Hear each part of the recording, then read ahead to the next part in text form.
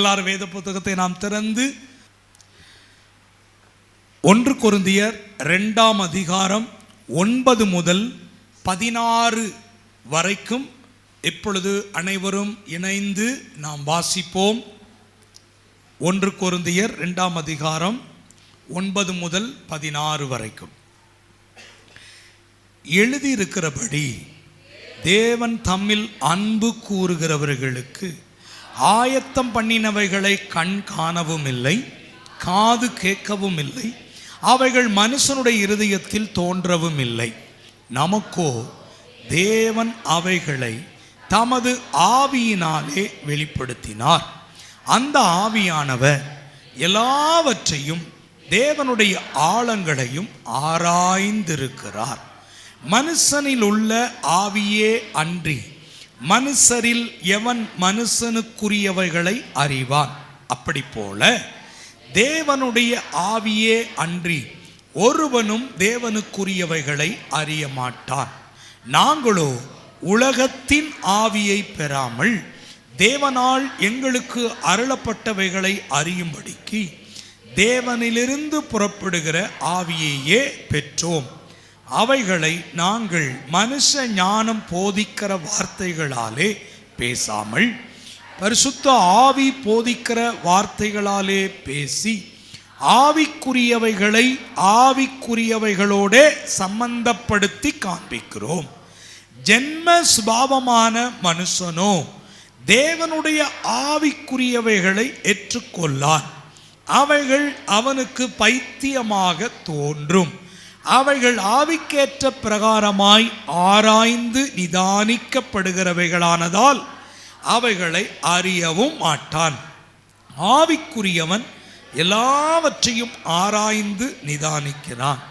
ஆனாலும் அவன் மற்றொருவனாலும் ஆராய்ந்து நிதானிக்கப்படான்.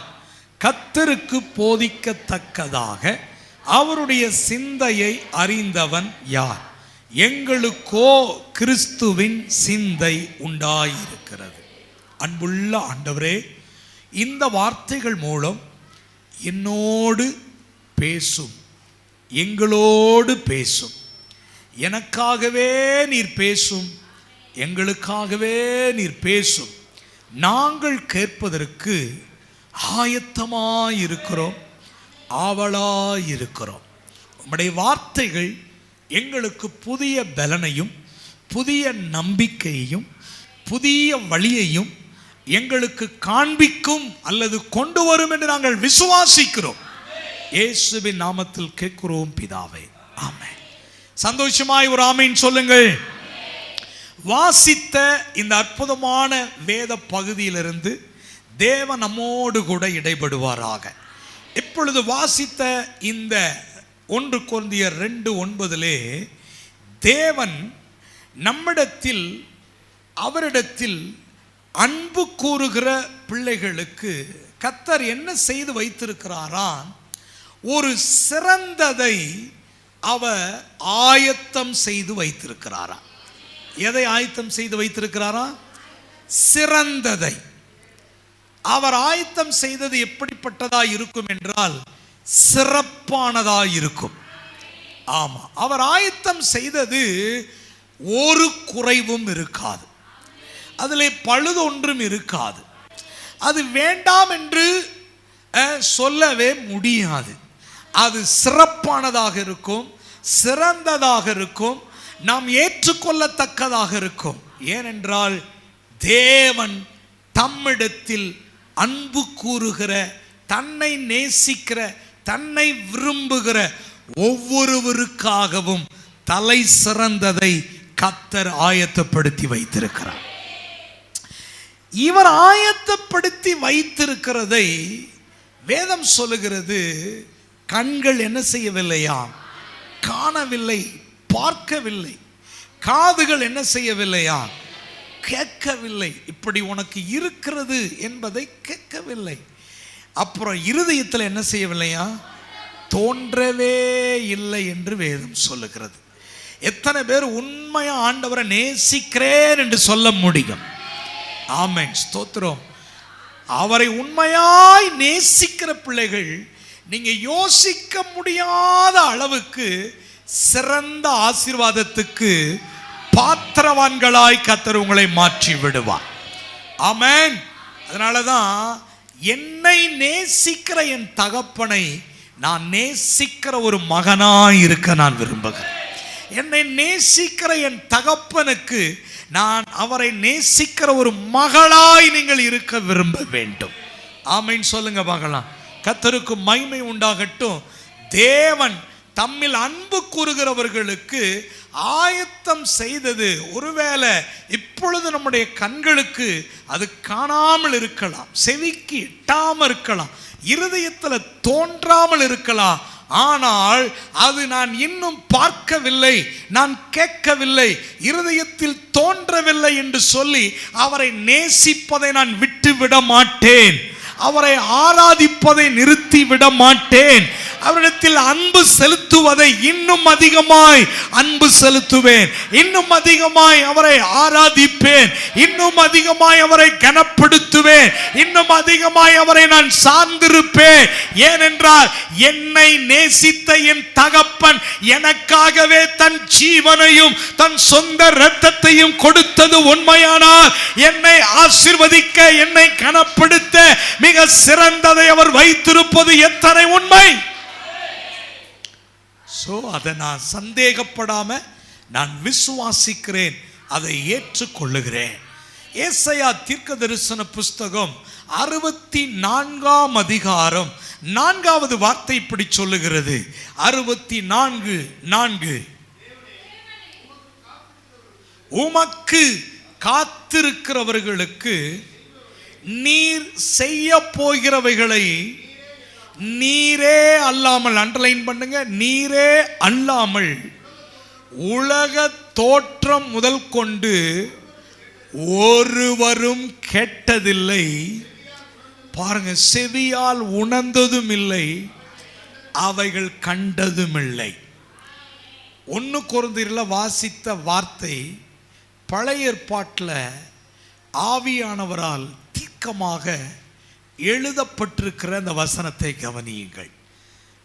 உலக தோற்றம் முதல் கொண்டு ஒருவரும் என்ன செய்யலையா? கேட்டதில்லை. ஆமா, ஒருவரும் பார்த்ததில்லை, ஒருவரும் உணர்ந்ததும் இல்லை. எப்படி பார்த்தீங்களா? அவ என்னன்னா, எனக்காக தேவன் ஆயத்தப்படுத்தி வைத்திருக்கிறது உலக தோற்றத்துக்கு முன்னே, உலகம் தோன்றுவதற்கு முன்னே எனக்காக எல்லாவற்றையும் ஆயத்தப்படுத்தி விட்டார். அதனாலதான் வசனம் மிக தெளிவா சொல்லுது பாருங்க. தேவனே உமக்கு காத்திருக்கிறவர்களுக்கு, இங்க என்ன பார்த்தோம்? உம்மிடத்தில் அன்பு கூறுகிறவர்களுக்கு. இங்க என்ன போட்டிருக்கு? உமக்காக காத்திருக்கிறவர்களுக்கு. இதுல ஏதாவது வித்தியாசம் இருக்கா? இருக்கு. காத்திருக்கிறது வேறு, அன்பு கூறுகிறது வேறு. அப்ப பழைய ஏற்பாட்டில் ஆண்டவர் குறிப்பிட்டு எழுதுகிறார், எனக்கு காத்திருக்கிறவர்களுக்கு அவர் ஆயத்தம் செய்தவைகள் உலக தோற்றம் முதற்கொண்டு ஒருவரும் என்ன செய்யல, கேட்கல, பார்க்கல, உணரல. அதை இன்னும் பார்க்கல, அவங்க உணரல, பெற்றுக்கொள்ளலன்னு நினைக்கலாம். ஆனால் கர்த்தர் அவைகளை பரிபூர்ணமாக சிறப்பாக ஆயத்தப்படுத்தி வைத்திருக்கிறார். இதை நான் நம்பணும், இதை நான் விசுவாசிக்கணும், சந்தேகப்படக்கூடாது. அப்ப அன்பு கூறுகிறது வேறு, காத்திருக்கிறது வேறு. புதிய ஏற்பாட்டில் சொல்றாரு, அன்பு கூறுகிறவர்களுக்கு கர்த்தர் என்ன செய்யறாரா? ஆயத்தப்படுத்தி வைத்திருக்கிறார். இங்க அவருக்கு காத்திருக்கிறவர்களுக்கு நீ செய்பவைகளை, ஆமா, நீரே அல்லாமல். அப்படின்னா அவர் இங்க காத்திருக்க சொல்றாரு, அங்க அன்பு கூற சொல்றார். நான் சொல்றேன், அவர் மேல உண்மையான அன்பு இருக்குமே ஆனால் அவரிடத்துல பெற்றுக்கொள்ளும் வரைக்கும் அவருடைய பாதத்தில் காத்திருப்பார்கள். இந்த விஷயத்தை புரிஞ்சுக்கணும். உண்மையான அன்பு அவர் மேல இருந்ததுன்னா அவர் எவ்வளவு நேரம் வெயிட் பண்ண சொல்றாரோ அதை சந்தோஷமா நான் வெயிட் பண்ணுவேன். இந்த குடும்ப முகாமில் பேசும்போது ஒரு வார்த்தையை சொல்லுவேன், மனசுக்கு பிடிச்சவங்களுக்கு வெயிட் பண்ணுவோம், பிடிக்காதவங்கள மேலே ஃபைட் பண்ணுவோம். புரியுதா உங்களுக்கு? மனசுக்கு பிடிச்சா என்ன செய்வோம்? வெயிட் பண்ணும். மனசுக்கு பிடிச்சோம் ஒரு 10 நிமிஷம் லேட் ஆச்சு, அதெல்லாம் ஒன்றும் பிரச்சனை இல்லைங்க. 10 நிமிஷம் என்னங்க, 1 மணி நேரம் ஆனாலும் பரவாயில்ல, உங்களுக்காக நான் காத்துக்கிட்டு இருப்பேன். ஏன்? மனசுக்கு பிடிச்சிருக்கு.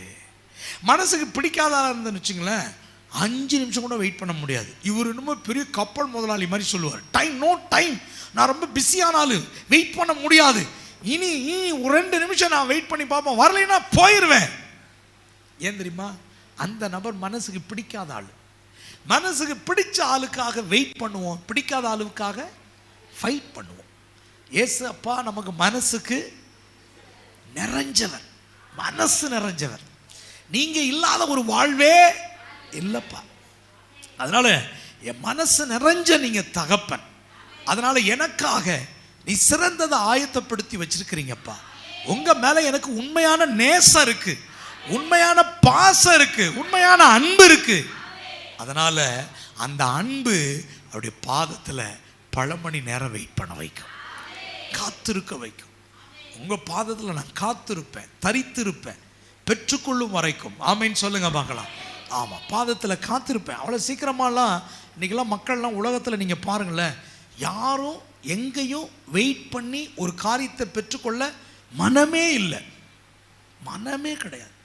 ஒரு ஹோட்டல் போங்க, ஒரு ஷாப்பிங் போங்க, ரேஷன் கடைக்கு போய் பாருங்கள், யாருக்கும் பொறுமையே கிடையாது. ஒரு ஹாஸ்பிட்டல் போங்க, யாருக்குமே பொறுமை கிடையாது, வெயிட் பண்ணி பார்க்கணுங்கிற எண்ணமும் இல்லை. அப்போ அந்த காத்திருக்கிற அனுபவம் எப்பொழுது வரும்னா, என் கண்ணெதிரே இருக்கக்கூடிய நபரை நான் உண்மையாய் நேசிக்கிற ஒரு நபராய் நான் மாறும் பொழுது அவர்களுக்காக நான் பல மணி நேரம் காத்திருக்க என்னால் முடியும், வெயிட் பண்ண என்னால் முடியும். ஆமென். கர்த்தருக்கு மகிமை உண்டாகட்டும். யாக்கோபுல ஒரு வார்த்தை அழகாய் அங்கே ஆவியானவர் எழுதி வைத்திருக்கிறார். 1:12 வாசியுங்கள். 1:12.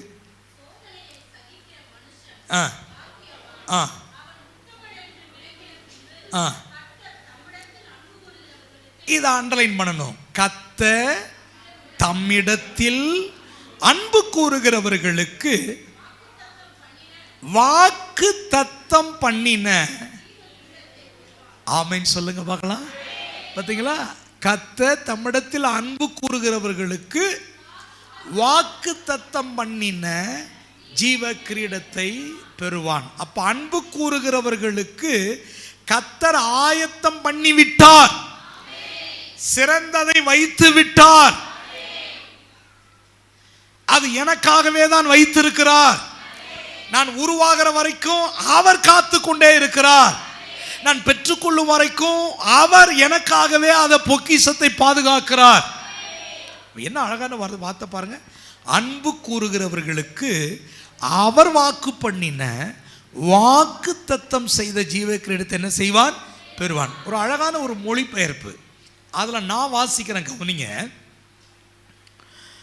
கர்த்தர் தம்மிடத்தில் அன்பு கூறுகிறவர்களுக்கு ஜீவ கிரீடம் போட்டிருக்கு இல்லையா? அந்த புது மொழிபெயர்ப்பில் எப்படி போட்டிருக்குன்னா, வாழ்வு என்னும் பரிசை சோதனையில் தேறி விடும்போது அவன் அதை பெற்றுக்கொள்கிறானா. என்ன அழகான ஒரு வார்த்தை பாருங்களேன். திரும்பவும் சொல்கிறேன், நல்ல கவனமாக கவனிங்க. வாழ்வு என்னும் பரிசு, அந்த ஜீவ கிரீடம் இருக்கு இல்லையா, அதுக்கு என்ன போட்டிருக்குன்னா வாழ்வு என்னும் பரிசு. அந்த வாழ்வு என்னும் பரிசு எப்பொழுது பெற்றுக்கொள்கிறானா, சோதனையில் தேறி விடும்போது அதை அவன் பெறுகிறான். ஆமீன் சொல்லுங்களேன். அவன் சோதனையை சகிக்கிற மனுஷன் பாக்கியவான்னு சொல்லப்பட்டிருக்கு இல்லையா? சோதனையினால சகிக்கவே முடியல அப்படின்னா அவரை அன்பு செலுத்தவில்லை என்று அர்த்தம். அவரை உண்மையிலேயே நம்ம அன்பு செலுத்தினோம்னா அந்த அன்பு சோதனையை மேற்கொண்டு விடும். இதுதான் உண்மை. உண்மையிலே அவரை அன்பு செலுத்துறேன்னா, ஆண்டவரே உமக்காக என்ன சோதனை வந்தாலும் அதை நான் சகிப்பேன், அதை பொறுப்பேன். அப்ப சோதனையை வெற்றி பெறதுக்கு நம்ம இன்னும் அதிகமாக அவரை நேசிக்க வேண்டும்.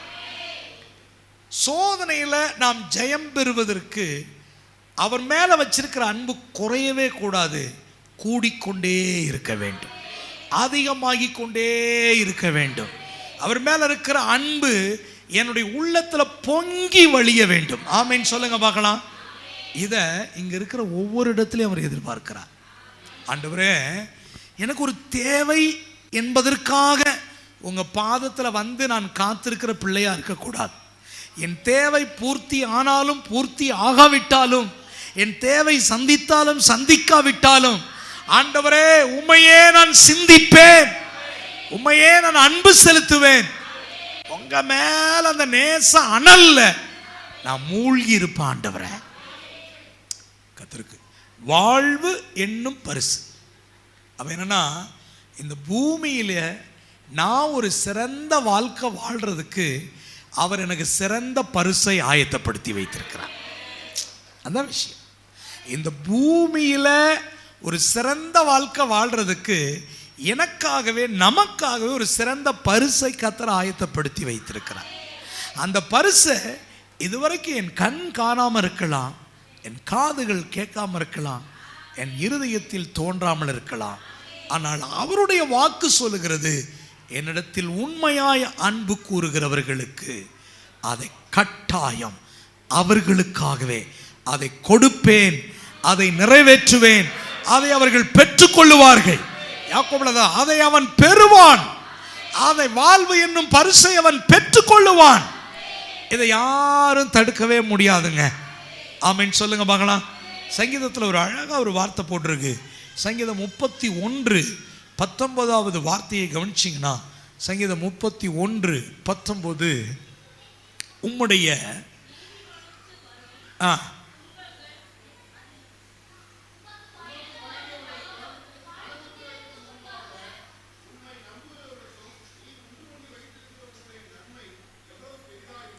அண்டர்லைன் பண்ணுங்க. உம்மை நம்புகிறவர்களுக்கு உம்முடைய நன்மை சின்னதுன்னு சொல்லல. கவனிக்கணும். அவருடைய நன்மை எப்படி இருக்கிறதா?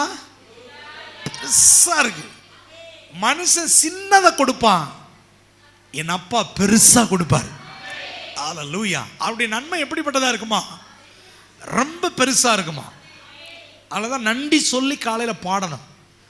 உங்க நன்மையை நினைக்கும் பொழுது நன்றி சொல்ல முடியாதப்பா, பெரிய நன்மை. முடிவில் அதை பாடி கர்த்தரை தேங்க்ஸ் பண்ணி நம்ம ஜெபிக்க போறோம். ஆண்டவரே, உம்முடைய நன்மை பெருசு. ஆண்டவரே, உம்முடைய நன்மை பெருசு. ரோமர் 8:28 அதே பவுல் எழுதுகிறார் அழகான ஒரு வார்த்தை. ரோமர் 8:28 கவனியுங்கள்.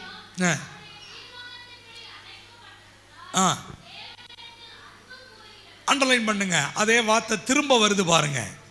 திரும்ப வருது. தேவனிடத்தில் அன்பு கூறுகிறவர்களுக்கு சகலமும். ஆமென் சொல்லுங்க பார்க்கலாம்.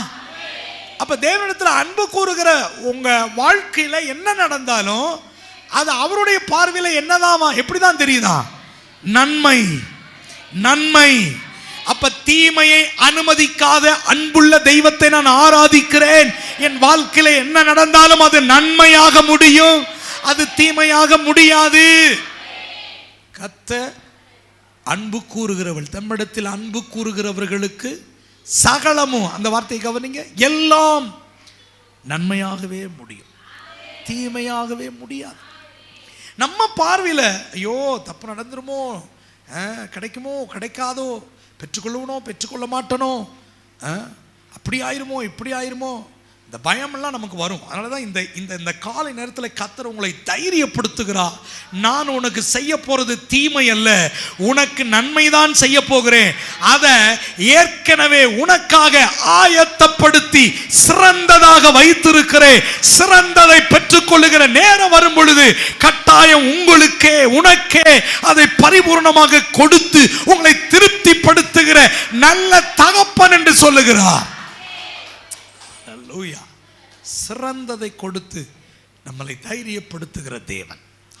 அதனாலதான் 1 கொரிந்தியர் 2 அந்த 9 முடிச்சுட்டு 10வது வசனத்துக்குள்ள வரும் பொழுது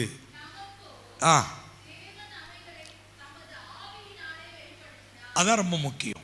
எதுல வெளிப்படுத்தி இருக்கிறாரு? ஆவியில ஆவியில அதை வெளிப்படுத்தி இருக்கிறார். அப்ப நீங்களாம் எதுல பார்க்கணும்னா ஆவிக்குரிய கண்ணோட்டத்தில் பார்க்கணும். எனக்காக கர்த்தர் சிறந்ததை ஆயத்தம் செய்து விட்டார் என்று ஆவியின் கண்களில் பார்க்கணும். ஆமீன் சொல்லுங்க. எனக்கு டாக்டர் பாலாங்கிசோ அவருடைய புஸ்தகத்தை வாசிக்கும் பொழுது அதில் போடப்பட்ட ஒரு முக்கியமான வாசகம், முதல் சபை ஆரம்பிக்கும் பொழுது அவருடைய மனைவி அவருடைய மாமியார் தான் உட்கார்ந்துருந்தாங்களாம், 2 பேர். இவர் பண்ற பிரசங்கம் பார்த்தீங்கன்னா பல ஆயிரக்கணக்கான மக்கள் உட்கார்ந்துருக்கிற மாதிரி சத்தம் போட்டு பிரசங்கம் பண்ணுவார். இந்த 2 பேரும் செவியை அடைச்சிக்குவாங்களாம். ஏன் தான் இப்படி கத்துறாருன்னே தெரியல. முடிஞ்ச உடனே போய் கேட்டாங்களாம், நாங்கள் இருக்கிறதே 2 பேர் தான், மெதுவாக பேசினாலே எங்களுக்கு கேட்கும், ஏன் இவ்வளோ சத்தம் போட்டு கேட்குறீங்க? அப்போ அவர் சொன்னாரா, உங்கள் கண்களுக்கு நீங்கள் 2 பேர் தான் உட்கார்ந்துருக்கிறீங்க, என் ஆவியின் கண்களில் நான் பார்க்கிறேன் ஆயிரக்கணக்கான ஜனங்கள் அமர்ந்திருக்கிறார்கள். இது என் ஆவியின் கண்களிலே நான் பார்க்கிறேன், ஆகவேதான் நான் சத்தமிட்டு பிரசங்கம் செய்கிறேன் என்று சொன்னார். அப்படியே நடந்துச்சா? 1000 அல்ல, பல லட்சங்களுக்கு உலகத்திலேயே 10 லட்சத்துக்கு மேலாக ஒரு திருச்சபையின் போதகராய் ஒருவர் இருந்திருப்பாரானால், இன்னைக்கு அவர் இல்லை, இருந்திருப்பாரானால் அவர் ஒரே ஒருவர் தான், டாக்டர் பாலாங்கிசோ தான். ஏன்? அவர் நான் இயேசுவை நேசிக்கிறேன், அவர் என்னை நேசிக்கிறார், அவருடைய நேசம் எனக்கு சிறந்த ஊழியத்தை வைத்திருக்கிறது. ஏராளமான ஆத்துமாக்கள் தென்கொரியாவிலே ரட்சிக்கப்பட்டு இங்கே வந்திருக்கிறார்கள். அப்படிதான் ஜெபம் பண்ணார். பார்த்தீங்கன்னா ஒரு சைக்கிள் கூட இல்லைங்க, சைக்கிள் கூட இல்லை. அவர் உட்கார்ந்து படிக்கிறதுக்கு ஒரு டேபிள் கிடையாது, ஒரு சேர் கிடையாது. அப்போ அங்கே வந்து தம்முடைய விசுவாச பிள்ளைகள்கிட்ட சொன்னாராம், கொஞ்சம் பேர் இருந்தவங்கள்ட்ட, ஆண்டவர் எனக்கு ஒரு அற்புதமான சைக்கிளை கொடுத்துட்டார், கர்த்தருக்கு ஸ்தோத்திரம் சொல்லுங்கன்னாராம். ஒரு அழகான டேபிளை கொடுத்துட்டார், ஸ்தோத்திரம் சொல்லுங்கன்னாராம். முடிஞ்ச உடனே விசுவாசிகள்லாம் போய் பார்த்தாங்களாம், சைக்கிளை காணும், டேபிளெல்லாம் காணும்னாங்களாம். அப்போ திரும்பவும் சொன்னாராம், உங்கள் கண்ணுக்கு தெரியல, என் கண்ணுக்கு தெரியுதுன்னாங்க. ஏங்க, ஒரு சைக்கிளுக்காக கூட அவர் ஆண்டவரை விசுவாசித்து ஜெபிச்சு பெற்றுக்கொண்டேன் என்று விசுவாச அறிக்கை செய்திருக்கிறார். காரணம் என்ன தெரியுமா? நான் அவரை நேசிக்கிறேன். அவரையே கொடுத்தவர் ஒரு சைக்கிள் கொடுக்க மாட்டாரா?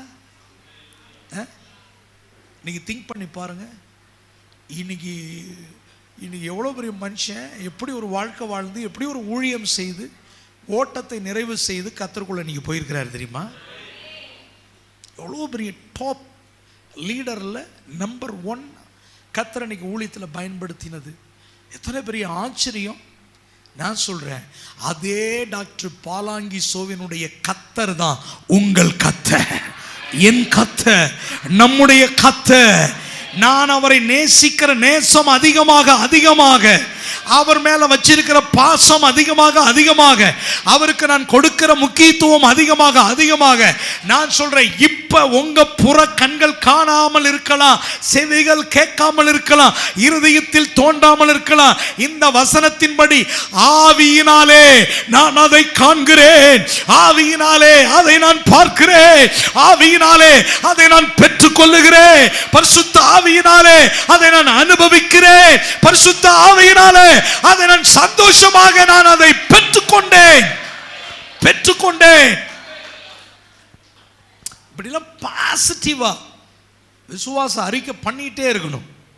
நீங்க கவனிச்சீங்கன்னா அந்த வசனம் சொல்லுது, நமக்கோ தேவன் அவைகளை தமது ஆவியினாலே வெளிப்படுத்தினார், அந்த ஆவியானவர் எல்லாவற்றையும் ஆழங்களையும் ஆராய்ந்திருக்கிறார். அப்ப கவனிங்களேன், இந்த கீழே உள்ள வசனத்தை படிச்சீங்கன்னா இன்னும் நல்லா தெளிவா இருக்கும். மனுஷனில் உள்ள ஆவியே அன்றி மனுஷரில் எவன் மனுஷனுக்குரியவைகளை அறிவான், அப்படி போல தேவனுடைய ஆவியே அன்றி ஒருவனும் தேவனுக்குரியவைகளை அப்போ நல்ல ஒரு மனுஷன் இவனுக்குள்ள என்ன எண்ணங்கள் ஓடிட்டு இருக்கு, என்ன சிந்தனையில் என்ன சிந்திக்கிறான் அப்படின்னு உங்களுக்கு எனக்கு தெரியாமல் இருக்கலாம்.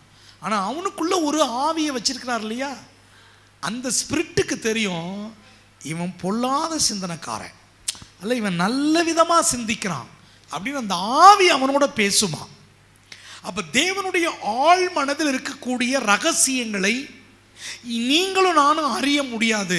ஆனால் நமக்குள் வாசம் பண்ணுகிற ஆவியானவர், நமக்குள் இப்பொழுது உலாவிக் கொண்டிருக்கிற ஹோலி ஸ்பிரிட் பரிசுத்த ஆவியானவர் தேவனுடைய ஆழங்களை அறிந்து கொள்ள முடியும்.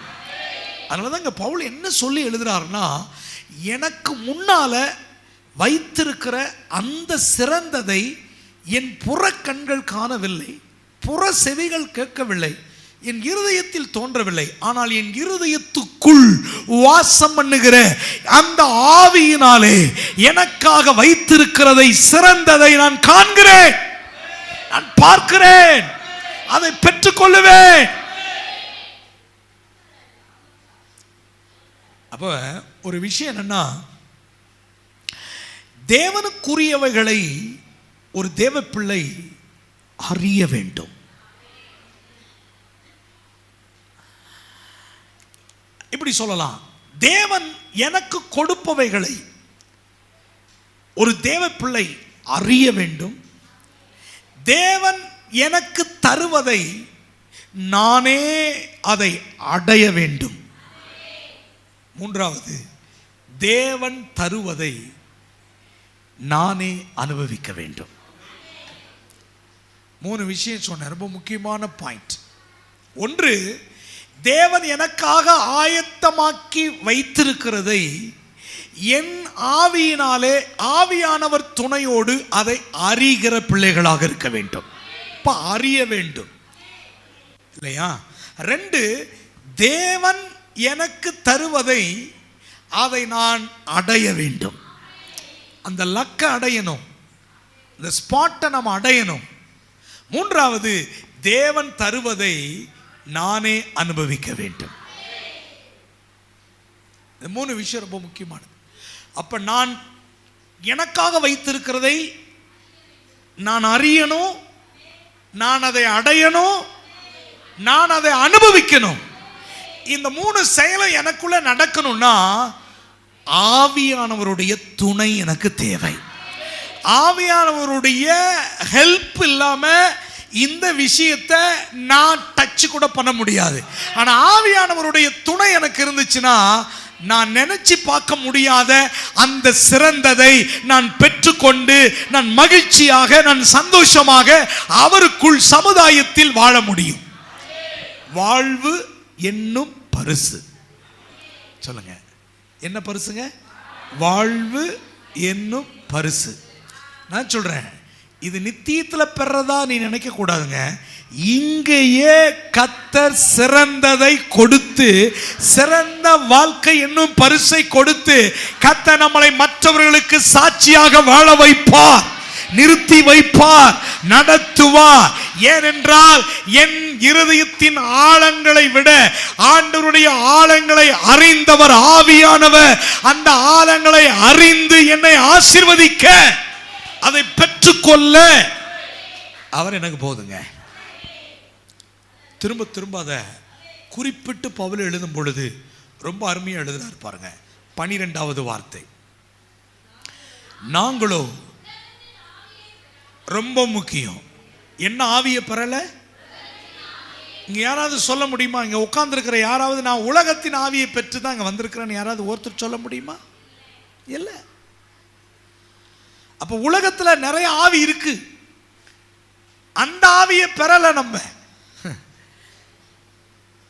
உலகத்தின் ஆவியை பெறாமல் தேவனால் எங்களுக்கு அருளப்பட்டவைகளை ரொம்ப கவனிக்கணும். யாரால் அருளப்பட்டவை? தேவனால் எனக்காக அருளப்பட்டவைகளை நானே அறியும்படிக்கு தேவனிலிருந்து புறப்படுகிற அந்த பரிசுத்த ஆவியை நான் பெற்றிருக்கிறேன். அந்த தூய ஆவியை நான் பெற்றிருக்கிறேன். ஏன் நம்ம ஆவிக்குரிய சபைன்னு சொல்கிறோம் கவனிக்கிறீங்களா? ஏதோ ஏட்டு சுரக்கா மாதிரி இன்றைக்கு ஒரு வேத பாடம் எடுப்போம் வாசிப்போம் அப்படின்னு வாசித்துட்டு ஒரு ட்ரெடிஷ்னலாக ஒரு ஒர்ஷிப் பண்ணிட்டு போக நம்ம அழைக்கப்படலை.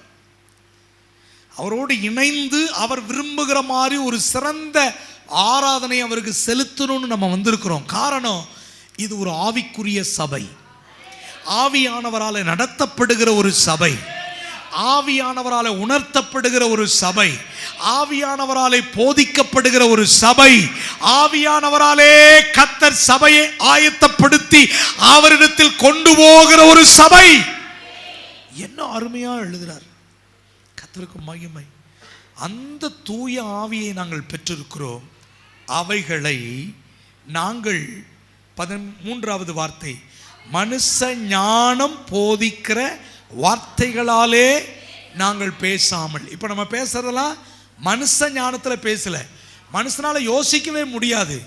என்னடா ஒரு சிறந்தது இருக்குதுங்கிறான், அது அவன் ஆவிக்குரிய கண்களில் பார்க்குறேங்கிறான். உதாரணத்துக்கு பாலாங்கி ஷோவை நினைத்து சொன்னேன். 2 பேரை உட்கார வச்சுட்டு ஆயிரக்கணக்கான மக்கள்ங்கிறான். எப்படி நடக்கும்?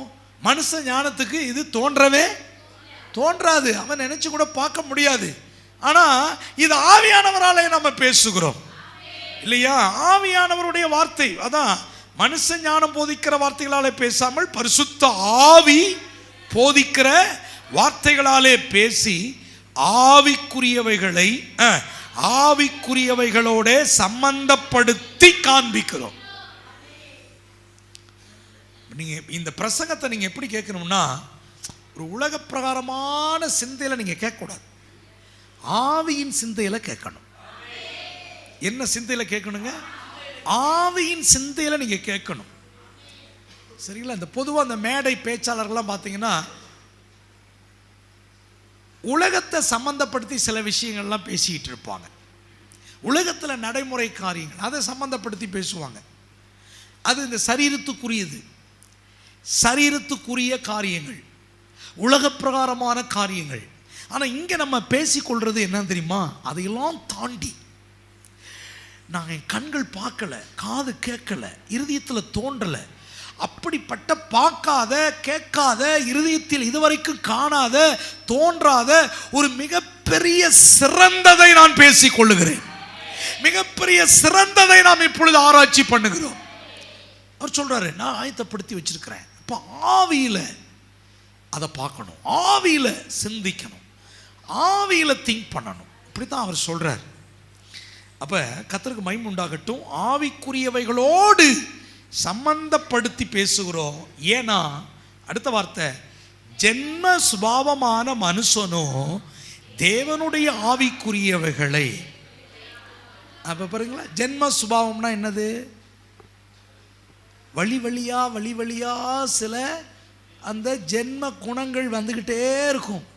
என்ன போதிச்சாலும் அந்த குணம் மாறவே மாறாது. ஜென்ம புத்திமோ, ஜென்ம குணம், ஜென்ம வாழ்க்கை, ஜென்ம பாவம் சொல்றோம் பார்த்தீங்களா? அப்படிப்பட்ட மனுஷனோ தேவனுடைய ஆவிக்குரியவர்களை என்ன செய்ய முடியாது? அறியவே மாட்டான். எங்க ஏற்றுக்கொள்றது? உணரவும் முடியாது. எப்படி ஏற்றுக்கொள்றது? ஆகவே அவைகள் அவனுக்கு எப்படி தோன்றுமா? எவ்வளவு அருமையா எழுதுறாரு பாருங்க. பைத்தியம். இப்ப நம்ம உட்கார்ந்து பேசுறது, யாராவது ஒரு புதிய நபரை கொண்டு வந்து உட்கார வைங்க, அவனுக்கு ஒண்ணுமே புரியாது. என்னை எப்படி பார்ப்பானா, இவர் என்னதான் பேசுறாரு? ஒரு உலக பிரகாரம் இயேசு அறியாத ஒரு நபரை கொண்டு வந்து உட்கார வச்சிங்கன்னா, நான் பேசுறது ஒண்ணுமே அவனுக்கு என்ன தெரியும்? மண்ணு மாதிரி தெரியும்.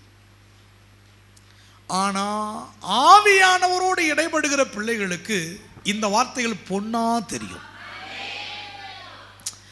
ஆவி இல்லாதவனுக்கு மண்ணு, ஆவி பெற்றவனுக்கு இந்த வார்த்தைகள் பொண்ணு. சிலர்லாம் கவனிக்கிறீங்களா என்னன்னு எனக்கு தெரியல. நான் ஆவியை பெற்றிருக்கிறேன் என்றால் ஒருபோதும் சந்தேகப்பட மாட்டேன். அதனாலதான் சிலுவையை பற்றிய உபதேசம் கெட்டு போறவனுக்கு பைத்தியங்கிறாரு பாருங்களேன். கெட்டு போறவனுக்கு பைத்தியம். இப்ப இந்த சத்தியத்தை சொன்னா அவன் எப்படி பார்க்கறான்? பைத்தியமா பார்க்கறான். காலையில உள்ள போனா இன்னும் வெளியில வரல, ஏன் தான் கத்துறானுங்கன்னு தெரியல. அப்போ அவன் நம்மளை எப்படி பார்க்கறான்? பைத்தியமா? இப்போ அவன் வார்த்தையை நமக்கு கேட்கக்கூடாது. தம்பி, வெளியிலிருந்து பார்த்தா உனக்கு தெரியாது, உள்ளே வந்தால் தான் உனக்கு ரகசியம் என்னன்னு தெரியும். இந்த பொருள் காட்சிக்கு ஒரு பொருள் காட்சிக்கு கணவன் மனைவி புதுசாக திருமணமானவங்க பொருள் காட்சிக்கு போயிருக்கிறாங்க. மனைவியை பார்த்து இவர் கேட்குறாரு, பிரியம்மா, மை டார்லிங், இந்த பொருள் காட்சியில் உனக்கு எதெல்லாம் ரொம்ப பிடிச்சிருக்கு அப்படின்னு சொன்னாங்க. அது பிடிச்சிருக்கு, இது பிடிச்சிருக்கு, அந்த விளையாட்டு பிடிச்சிருக்கு, அது பிடிச்சிருக்கு, எல்லாம் ரொம்ப சந்தோஷப்பட்டு. ஒரு கேள்வி, உனக்கு பிடிக்காதது என்ன அப்படின்னு கேட்டாராம். பிடிக்காது ஒன்றே ஒன்று தான். டம்மு டம்முன்னு என்ன வருது, ஒரு பெரிய சத்தம் கேட்டுட்டு இருக்கு, ஒரே அலர்ஜியாக இருக்கு, சத்தம் தான் பிடிக்கல. அப்போ அவர் கூட்டு போய் காட்டினாராம். அடி பைத்தியக்காரி, இதில் இருந்து இந்த சத்தம் வர்றதுனால தான் இந்த கலர் கலராக லைட்டு இதெல்லாம் தெரியுது. இந்த சத்தம் வர்றதுனால தான் இந்த பொருள் காட்சியில் எல்லாம் கண்களில் என்ன செய்ய முடியுது, பார்க்க முடியுது, அனுபவிக்க முடியுது, அதை நம்ம சாப்பிட முடியுது, என்ஜாய் பண்ண முடியுது. அதனால் இதிலிருந்து வரக்கூடிய மின்சாரம் இல்லைன்னா இது ஒன்றையே என்ன செய்ய முடியாது, பார்க்க. அப்படிப்பட்ட பொருளெல்லாம் பாருங்களேன், பவர் ரிலீஸ் ஆகிற பொருளெல்லாம் பாருங்கள், சத்தம் அதிகமாக இருக்கும். பவர் ரிலீஸ் ஆகிறது சத்தம் அதிகமாக இருக்கும். ஒரு பைக்காக இருக்கட்டும், ஒரு காராக இருக்கட்டும், சவுண்ட் இல்லாமல் நம்ம ஸ்டார்ட் பண்ணவே முடியாது, வாகனத்தை ஓட்டவே முடியாது. அதுலேருந்து பவர் ரிலீஸ் ஆகுது. நான் சொல்கிறேன், ஆவிக்குரிய ஆசீர்வாதங்களை பெற்றுக்கொள்ளணும்னா ஆவியானவருடைய அந்த பவர் நமக்குள்ள கிரியை செய்கிறதுனால தான் நானும் நல்லா இருக்கிறேன், என்னை பார்க்கிறவனோ இவர்களை போல இருக்கணுங்கிற ஒரு எண்ணமே வருது. இன்னைக்கு நம்மளை பார்த்து ஒரு எண்ணம் வரலைன்னா இந்த ஜென்ரேட்டர் சரியாக ஓடலைன்னு அர்த்தம். நிறைய ஜென்ரேட்டர் ஆஃப்லேயே இருக்குது, ஆஃப் லைன்லேயே இருக்குது. ஜென்ரேட்டர் ஸ்டார்ட் பண்ணிடணும். ஆவியானவரோடு இணைந்து இசைந்து அவரோட ட்ராவல் பண்ணுற ஒரு தேவ பிள்ளையாக இருந்துட்டா எனக்குள்ளேருந்து பவர் ரிலீஸ் ஆகும். எப்படி இருக்கிறாங்க, இப்போ என்ன காரணம், உள்ளே இருக்கிற பவர் ரிலீஸ் ஆகுது. அதனால் சிலுவை பற்றிய உபதேசம், இந்த சத்தியம், இந்த போதனை உலக மனுஷனுக்கு பைத்தியம், தேவ பிள்ளைக்கு வைத்தியம். சிலுவை பற்றிய உபதேசம் அவனுக்கு பைத்தியம், உங்களுக்கு எனக்கு நல்ல வைத்தியம். மனசு நல்லா இருக்குயா, மைண்ட் நல்லா இருக்கு. எப்படிங்க, இந்த போதனை தாங்க அதுக்கு காரணம்.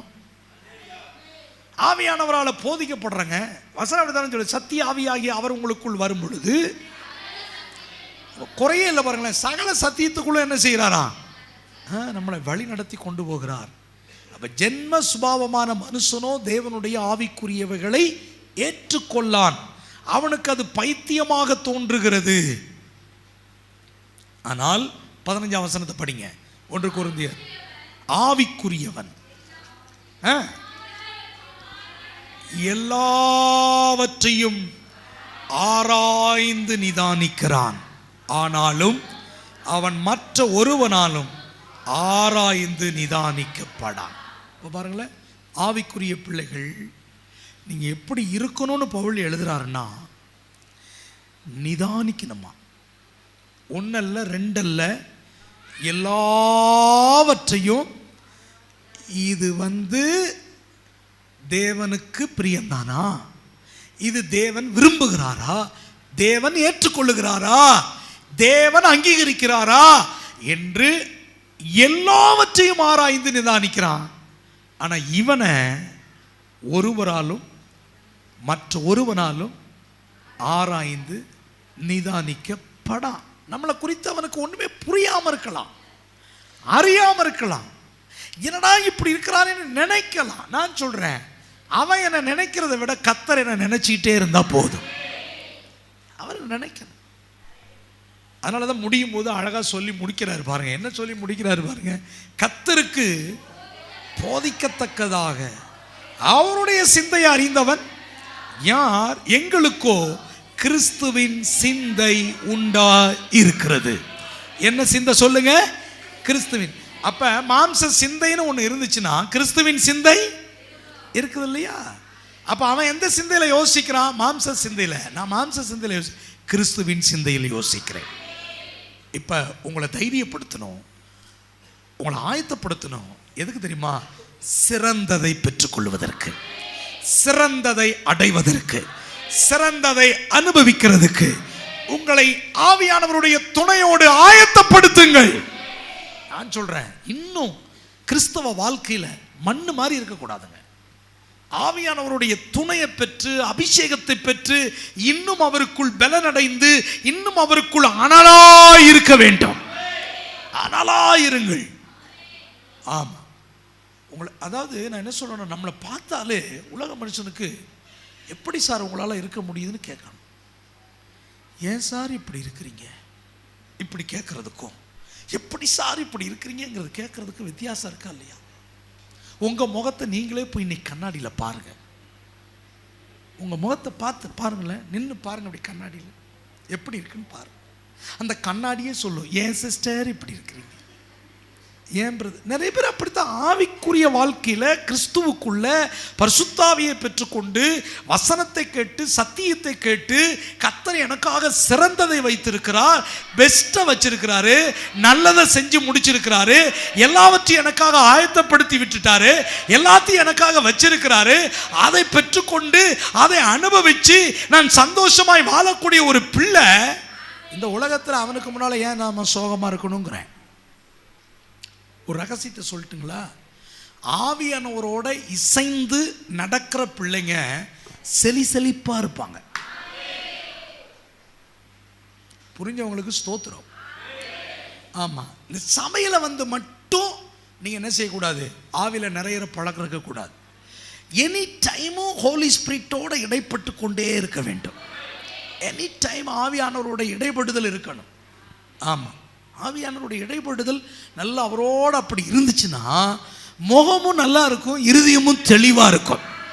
ஆமா, நான் சொல்றேன், எதையும் நீங்க ஃபேஸ் பண்ண முடியுங்கிற, எந்த ப்ராப்ளத்தையும் நீங்க ஃபேஸ் பண்ண முடியுங்கிற, நடக்குமா நடக்காதா சந்தேகமே வரக்கூடாது, வராது. ஆவியானவர் விட மாட்டார். அதனாலதான் இந்த எழுதுற அந்த பவுல் சொன்ன வார்த்தை என்ன தெரியுமா? என்னை பலப்படுத்துகிற.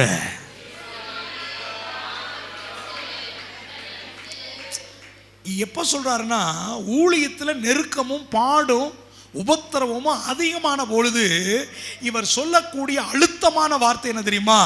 என்னை பலப்படுத்துகிற கிறிஸ்து, என்னை பலப்படுத்துகிற என் பரிசுத்த ஆவியானவர், எனக்குள் வாசம் பண்ணுகிற என் தேவனாகிய கர்த்தராலே எல்லாவற்றையும், ஒன்னல்ல ரெண்டல்ல, எல்லாவற்றையும் செய்ய எனக்கு உண்டு உண்டு. எழுந்திருப்போமா? தேவ சமத்தில் எழுந்திருப்போமா? அல்லேலூயா. அதனால எழுந்து நின்று ஒரு வசனத்தை வாசிட்டு அப்படி ஜெபிக்க போறோம். கர்த்தருக்கு ஸ்தோத்திரம். அப்ப தேவனிடத்தில் அன்பு கூறுகிறவர்களுக்கு சொல்லுங்க, சகலமும் நன்மை, சகலமும் நன்மை. எந்த சூழ்நிலையிலும் தீமை அல்ல, எனக்கு என்னதான் வரப்போகுது, இதை ஆழமா புரிஞ்சுக்கணும்.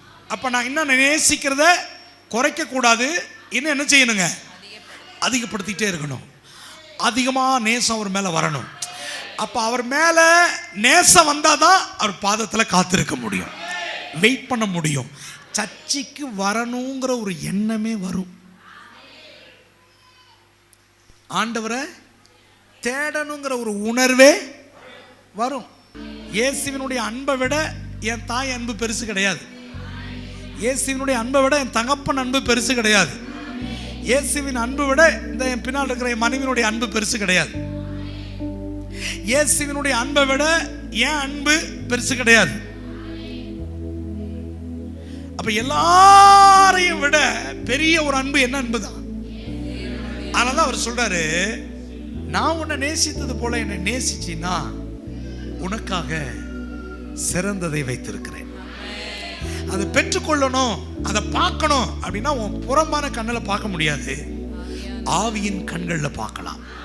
அதுக்கு தான் ஆவியானவர் தேவை, ஆவியானுடைய நிறைவு தேவை, ஆவியானுடைய துணை தேவை, ஆவியானுடைய பிரசன்னம் தேவை, ஆவியானோட நடக்கிற அனுபவம் தேவை, ஆவியானவரோட வாழ்ற அனுபவம் தேவை, ஆவியானவரோட இசைந்திருக்கிற அனுபவம் தேவை. இன்னைக்கு ஆவிக்குரிய பிள்ளைகளுக்கு ஆவியானவரோட தொடர்பு கொஞ்சம் கொஞ்சமா அப்படியே விலகுது, இருக்கக்கூடாது. அப்ப நான் ஆவியானவரோட இசைந்து ஆவியானவரோட இணைந்து நான் வாழணும்.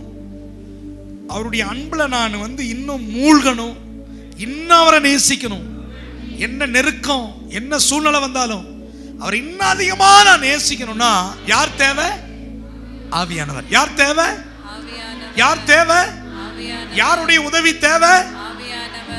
அந்த நேசம் எனக்குள்ள நிறையணும்னா ஆவியானவர் துணை எனக்கு தேவை. அதனாலதான் ரோமர் 5:5 அந்த வசனத்தை போடுப்பா. அது பாரு, ரொம்ப அழகா போட்டிருக்கு.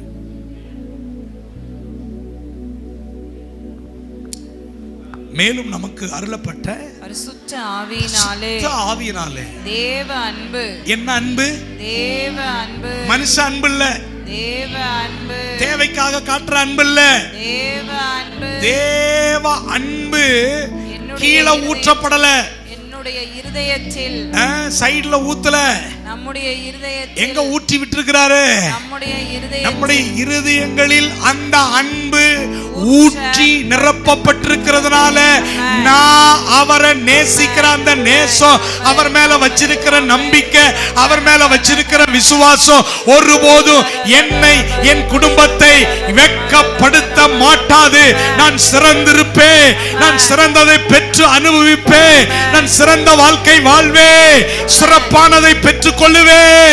என்னை கர்த்தர் அப்படி சிங்காசனத்தில் அமர வைப்பார். நீங்க உங்க முன்னால யாரை நிறுத்தணும் தெரியுமா? அவரை தான் நிறுத்தணும். என் நேசர், என் லவ்வர், அவரை எப்படி பார்க்கணும்? லவ்வரா பார்க்கணும். சிலர்லாம் கிவ்வரா பார்க்கணும். என்ன கொடுப்பீங்க ஆண்டவரே? இவ்வளவு நேரம் ஆராதிச்சிருக்கிறேன், என்ன கொடுப்பீங்க? என்னையே கொடுத்துட்டேன். புரியல நமக்கு. உங்க அன்பு ரொம்ப பெருசப்பா. தம்மிடத்தில் அன்பு கூறுகிறவர்களுக்கு நீர் எங்களுக்கு ஆயத்தம் பண்ணி வைத்தவைகள் சிறந்தது. அது எங்கள் புறமான கண்கள் காணாமல் இருக்கலாம், எங்கள் செவிகள் கேட்காமல் இருக்கலாம், எங்கள் இருதயத்தில் தோன்றாமல் உணராமல் இருக்கலாம். ஆனால் ஆவியானவருடைய நிறைவு எனக்குள் இருக்கிறது. ஆவியானவரை நான் பெற்றிருக்கிறேன். ஆவியானவர் எனக்குள் வாசம் பண்ணுகிறார். அந்த ஆவியானவர் துணையை கொண்டு அங்கே ஆவியின் கண்களில் நான் பார்க்கிறேன். எனக்காக வைத்திருப்பது சிறந்தது, சிறப்பானது, மகிமையானது, மகிமைக்குரியது. அது எனக்கே, அது நமக்கே, அது உங்களுக்கே. அதை பெற்றுக்கொண்டு மகிழ்ச்சியான வாழ்வு. மக்கள் அப்படியே நீங்க ஆசீர்வதித்து சிறந்ததை கொடுத்து சிறந்த இடத்தில் அமர வைத்து ஆண்டவர் நடத்துங்கப்பா. விசுவாசத்தோடு நாங்கள் அறிக்கை செய்கிறோம். சிறந்ததை பெற்றுக்கொண்டோம், சிறந்ததை பார்த்து விட்டோம், சிறந்ததை கேட்டு விட்டோம், சிறந்ததை உணர்ந்து விட்டோம். நாங்கள் பெற்றுக்கொண்டோம் என்று அறிக்கை செய்கிறோம். அறிக்கை செய்கிறோம். இடைப்பட்டதற்காக நன்றி, நன்றி அப்பா. கிருபை பொருந்திய கரத்தில் ஒப்புக் கொடுக்கிறோம். மக்களை மனதார வாழ்த்தி ஆசீர்வதித்து வழி அனுப்பும்.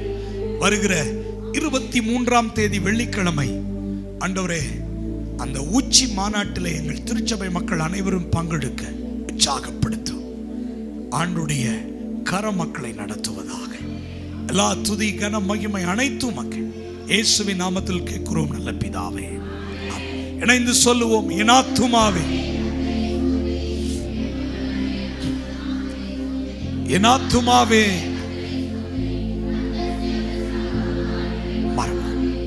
அவர் என் அக்கிரமங்கள் எல்லாம் மன்னித்து என் நோய்கள் எல்லாம் குணமாக்கி என் பிராணனை அழிவுக்கு விலக்கி மீட்டு என்னை கிருபையினாலும் இரக்கங்களினாலும் முடிசூட்டி நன்மையினால் என் வாயை திருப்தியாக்குகிறார். கழுகுக்கு சமானமாய் என் வயது திரும்ப வயது போலாகிறது.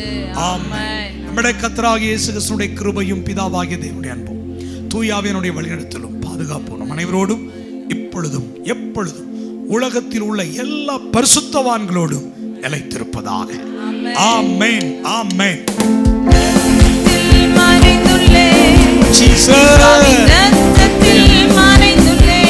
நன்றி.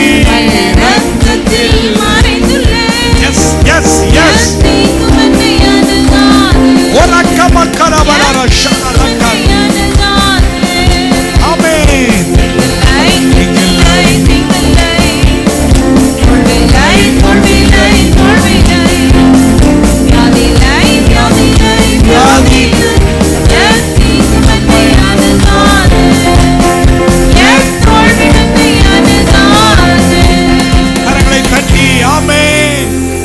ஹalleluya ஹalleluya ஹalleluya. God bless you all. கர்த்தர் உங்கள் ஒவ்வொருவரையும் அளவில்லாமல் ஆசீர்வதிப்பாராக.